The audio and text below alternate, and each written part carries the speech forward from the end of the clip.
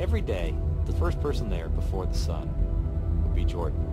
And he was there because he wasn't good. He would work with a batting instructor and work all day long and be the last person to leave every night also. I asked him what it was like for him in the morning. And Jordan said, I get up before the sun comes up and I make myself some breakfast by myself. He was down there alone. And I get in the car and I'm driving to spring training and there's no one really out on the roads yet. And I look at the seat next to me and I see my dad. And I talk to him. I think to myself, Pops, we're doing this. We're doing this together.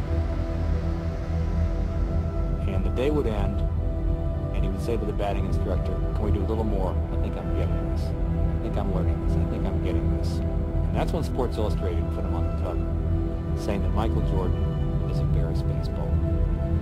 And as I would watch him there every night as the sun was going down and the other ball players had left, and I would see this guy working to get better, Michael Jordan working to get better, I couldn't help thinking that if you ever have children, you ought to pray that they grow up someday to embarrass you like this.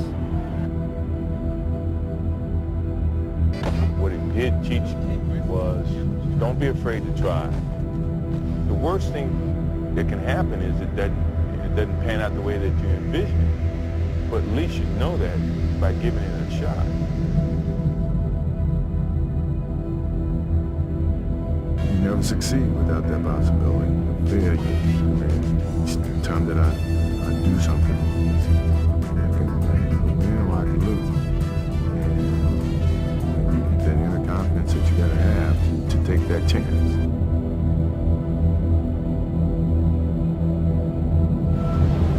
Maybe it's my fault. Maybe I led you to believe it was easy when it wasn't. Maybe I made you think my highlights started at the free throw line and not in the gym. Maybe I made you think that every shot I took was a game winner. That my game was built on flash and not fire. Maybe it's my fault that you didn't see that failure gave me strength, that my pain was my motivation. Maybe I led you to believe that basketball was a God-given gift and not something I worked for every single day of my life. Maybe I destroyed the game. Or maybe you're just making excuses. Everything that I've done in my life, I've taken a chance at succeeding at it or failing at it. But I've taken that chance, and I will not let the opportunity of failure stop me. So I choose to. Jones to Jordan, left at the top of the key, shoots from there, he scores! Jordan scores! Jordan scores! The Wizards win 93-92!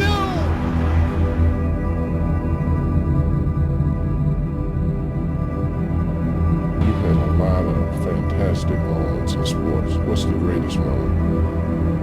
I mean, what started everything. Don't say the shot against you. Yeah, that was the greatest moment because I think that took me from if I had any doubts about playing on college level or playing with the big guys, that shot gave me the confidence that I belonged where I was, and that it was, if you put your mind to doing whatever you want to do, good things can happen, so before anything else happened, with Michael Jordan outside of that game against you guys, that shot gave me the idea that I could be better than what people think, and I can surpass any expectations that I may have for myself.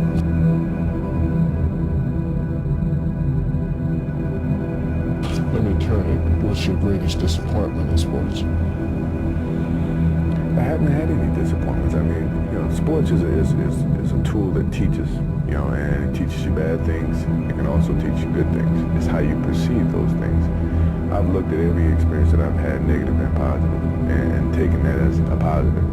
If I wouldn't change anything because I think it would alter some of the other things that happened. So when I look back, I can't say that I've had any bad things happen. Sure, I mean, you don't want bad things to happen, but you deal with bad things. You can't have good or without bad.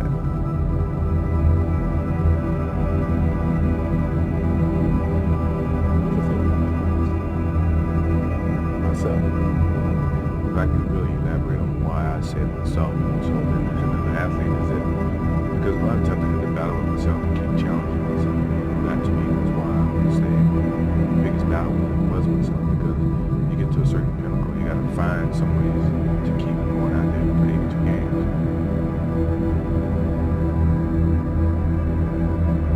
My competitive drive is far greater than anyone else that I've met. You know, I think that I thrive on that. I think that's my biggest motivation in life, you know, is to compete, you know, find different competitions and certain things in life and try to overcome that, you know, be it positive or negative. But I have yet to meet someone who's as competitive as me, you know, and I just feel that much confident about my competitive drive.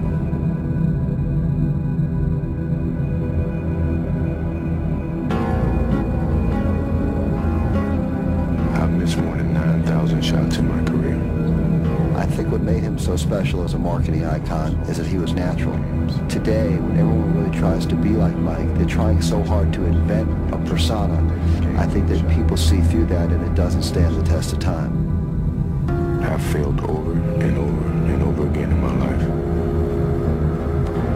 And that is why I'll succeed.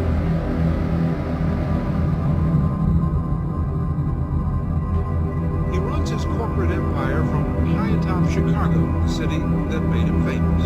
Could you have imagined when you first started playing that one day you'd be sitting up here running a company that's worth $500 million? No, it never really thought about it. All I thought about was doing what I was good at and letting that open up a lot of opportunities for me and choosing from that. Michael, which were you more proud of, your athletic skills or the mental skills that you brought to the game, and which was more difficult to keep up? The mental skills came with the education of the game. You know, that either I learned from Coach Smith before I got here, or I learned in the course of the coaching staff that I've been endured with. The mental part is hard because you have to really learn, taking everything that you've learned over a period of time and apply that to your game and tie that into the physical aspect to your game and make the complete basketball player that you try to become. You know, so physically it's a little bit easier, but the mental part is the hardest part, and I think that's the part that separates the good players from great players.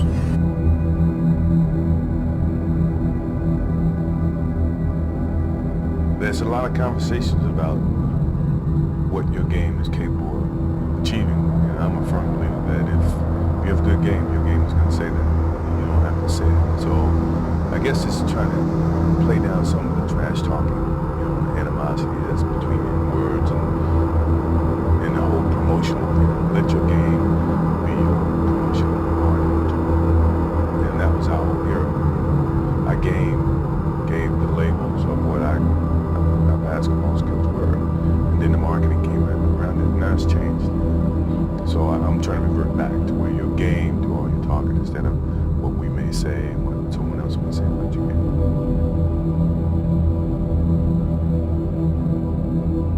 As you leave the game, what message do you want to leave to young athletes that are coming on? Be true to the game, because the game will be true to you. If you try to shortcut the game, then the game's going to shortcut you. If you put forth the effort, you know, good things will be bestowed upon you. You know, that's truly about the game. And in some ways, that's about life too.